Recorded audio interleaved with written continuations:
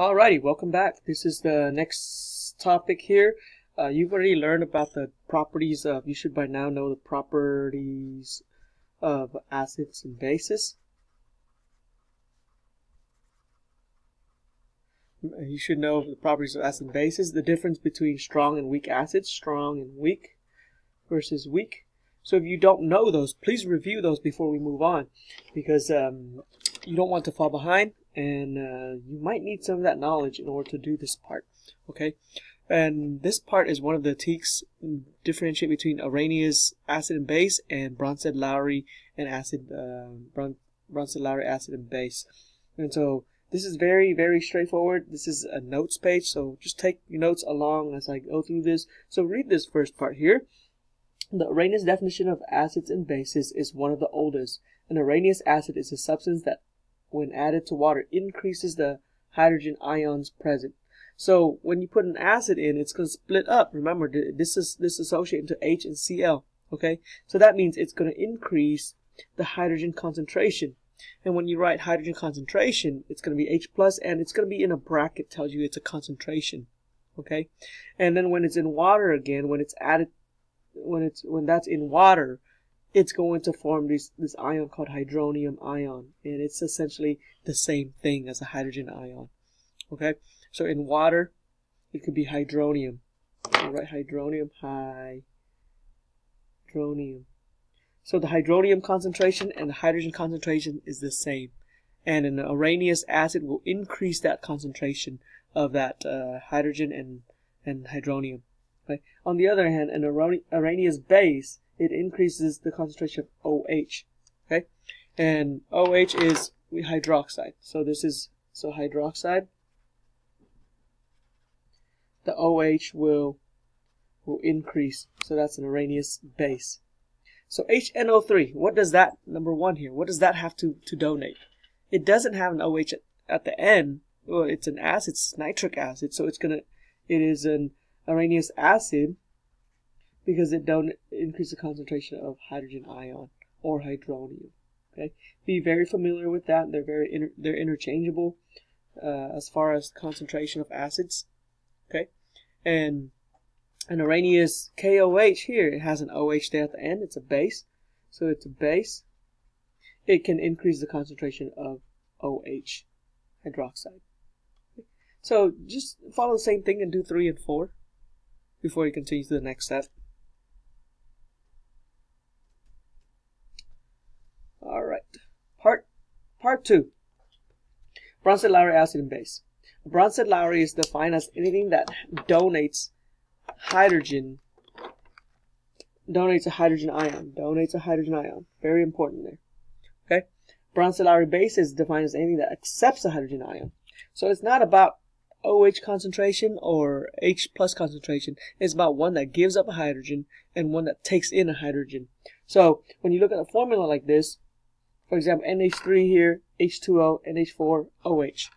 Okay, there are 4 things on here, 2 on the product side and 2 on the reactant side. And so if you look at NH3, what does it become? It becomes NH4. So did it gain or lose an a hydrogen? Sorry. So it takes a hydrogen from the water. So since the water is the one that gives up a hydrogen, this is the Bronsted acid. This is the Bronsted base. Okay. And then on the other side, well, this is one direction, but if it's interchangeable, it goes backwards, then this is the what we call a conjugate. It partners with that NH4. It's a base. Now it becomes, this is the conjugate acid. This is the conjugate base now. Okay, the acid will become a conjugate base when it donates that hydrogen. The base will become a conjugate acid when it takes in that hydrogen.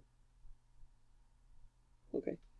But this is a Bronsted-Lowry base because it takes in a hydrogen. And this is the water, H2O, is Bronsted acid because it donates it. Okay, and the picture here is to help you see that. And the explanation here, NH3 accepts a proton, so it is classified as a base. H2O donates a proton, so it is classified as an acid. So keep that in mind. Acid donate, base, accept hydrogen. Okay, the proton. Another word for proton is hydrogen. And so if you flip that over, here, Bronsted-Lowry acid is different than Arrhenius because an acid and base does not have to form H and OH ion. An acid has to donate a proton, a base has to accept a proton. So proton is also known as this ion. It's the hydrogen ion. All right. So practice here on numbers 6 through 11 here. I'm going to do number 6. Go ahead and do number 6. H2SO4 becomes HSO4. So it lost an H. That's why H2 becomes H1SO4. So it loses a proton. So is it a Bronsted-Lowry acid or base? So it is, when it loses, it donates, it is an acid. So again, acid, donate, or lose, base, accept. And it's the Bronsted-Lowry. So the Bronsted-Lowry base, Bronsted-Lowry acid. Okay? And so, is it Bronsted acid? Yes, it is. It's a choice here. So NH3, number 7. NH3 becomes NH4. How did it become NH4? We added another proton. So it gains a proton. So gain. So if it gains, it accepts it. It's a Bronsted-Lowry base. Okay, very simple there. Look at the different formulas here and see if it added an H or it reduced an H. So complete all the way through 11 here. Oh, no, this is numbered weird. So complete this, and so by now you should check that you have completed all the first ticks. I don't remember which one it was, but go ahead and check that you have done that. Okay. Goodbye.